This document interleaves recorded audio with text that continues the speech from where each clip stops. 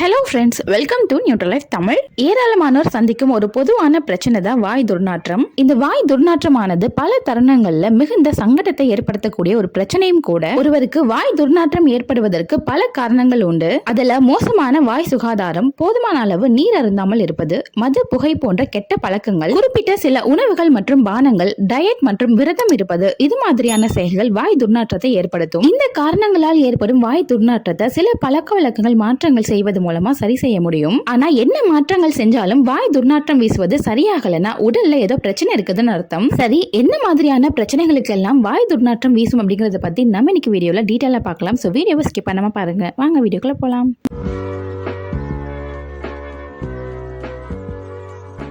முதலாவதா பாத்தீங்கன்னா சுவாச தொற்று பிரச்சனை. ஒருவருக்கு சைனஸ் பிரச்சனை இருந்தாலோ, இல்ல மூச்சு குழாயில அலர்ஜி இருந்தாலோ, நிமோனியா போன்ற சுவாச குழாய் பாதையில தொற்றுகள் இருந்தாலோ, அவங்க சுவாசிக்கும் போது அவங்களுடைய மூச்சு காற்று மட்டும் இல்லாம வாயும் மிகுந்த துர்நாற்றத்தை ஏற்படுத்தும். அடுத்து பாத்தீங்கன்னா டான்சிலோலிட்டிஸ் அப்படின்னு சொல்லக்கூடிய டான்சில் கற்கள். இந்த டான்சில் கற்கள்னா என்னன்னா, டான்சில் அப்படிங்கிறது தொண்டையில இருக்கக்கூடிய ஒரு பகுதி.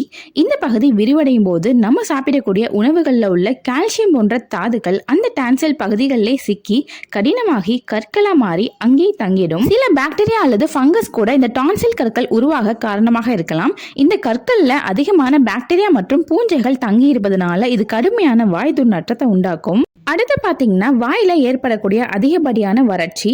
ஒருத்தவங்களுக்கு வாய் வறட்சியானது நிறைய காரணங்களால ஏற்படும். மருந்துகளுடைய பக்க விளைவுகள், உமிழ்நீர் சுரப்பி பிரச்சனை அல்லது வாய் வழியா சுவாசிப்பது போன்ற பல காரணங்களால இது வரும். எந்த காரணங்களா இருந்தாலும் வாயில போதுமான அளவு எச்சில் இல்லாம இருந்ததுன்னா இது வாயில பாக்டீரியாக்களை அதிகமா உருவாக்கும்.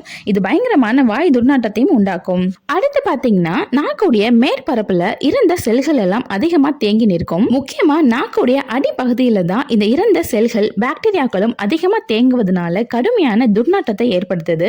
அதனாலதான் தினமும் பல் துலக்குவது போல நம் நாக்குகளையும் சரிவர சுத்தம் செய்யணும். அடுத்த காரணம் பாத்தீங்கன்னா ஒருவருக்கு ஈறுகள்ல தொற்று இருந்தாலோ, சொத்தை பற்கள் இருந்தாலோ அந்த பகுதியில பாக்டீரியாக்கள் அதிகம் வளர்ச்சி பெற்று அதன் விளைவா வாயில மிகுந்த துர்நாற்றத்தை உண்டாக்கும். இது தவிர தொண்டை புண், வாய்ப்புண் இருந்தாலும் கூட வாய் துர்நாற்றம் ஏற்படும். நெக்ஸ்ட் பாத்தீங்கன்னா குடல்ல உள்ள பிரச்சனைகள், ஆசிட் ரெஃப்ளக்ஸ்னு சொல்லக்கூடிய அமில எதிர்ப்பு தன்மை, நாள்பட்ட இரைப்பை அலர்ஜி மற்றும் குடல் கோளாறு போன்ற பிரச்சனைகள் இருந்தாலும் கூட வாய் துர்நாற்றம் வீசும். அதுவும் இந்த துர்நாற்றமானது இரைப்பையிலிருந்து உணவு குழாய் வரை சென்று கடுமையான வாடையை உண்டாக்கும். வாய் துர்நாற்றத்திற்கான அடுத்த காரணம் பாத்தீங்கன்னா சர்க்கரை நோய். வாய் துர்நாற்றத்திற்கு சர்க்கரை நோயும் ஒரு முக்கியமான காரணம். கட்டுப்பாடு இல்லாத சர்க்கரை நோய் கொண்டவர்களுடைய வாய் ஒருவித புளித்த பழத்தோட நாற்றத்தை கொண்டிருக்கும். இது அசிட்டோன் நாற்றம் அப்படின்னு சொல்லுவாங்க. சர்க்கரை நோய் உள்ளவங்களுக்கு மட்டும்தான் இது மாதிரியான துர்நாற்றம் வீசும். அடுத்து பாத்தீங்கன்னா கல்லீரல் பிரச்சனை, சிரோசிஸ் அல்லது ஹெப்பாட்டிட்டிஸ் போன்ற கல்லீரல் நோய்களை கொண்டவங்களுடைய உடல்ல பாத்தீங்கன்னா அதிகம் துர்நாற்றம் வீசக்கூடிய வேதி பொருட்கள்லாம் தேங்கி நிற்கும். இதனால அவங்க பேசும்போது ஒரு தனித்துவமான துர்நாற்றம் வீசும். இந்த துர்நாற்றம் என்ன செஞ்சாலுமே போகாது. நீங்க கல்லீரல் பிரச்சனையை சரி செஞ்சால் மட்டுமே முடியும். அடுத்து பாத்தீங்கன்னா கிட்னில உள்ள பிரச்சனை.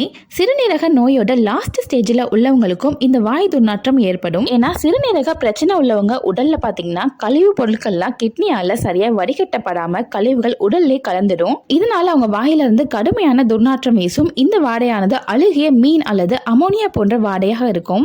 கடைசி காரணம் பாத்தீங்கன்னா மவுத் கேன்சர். ஒருத்தவங்களுக்கு வாயில புற்றுநோய் இருந்ததுன்னா, முக்கியமா இந்த புற்றுநோய் தொண்டைக்குள்ளேயே பாதிச்சு இருந்ததுன்னா அவங்களுக்கும் கண்டிப்பா வாயில பயங்கரமான துர்நாற்றம் வீசும்.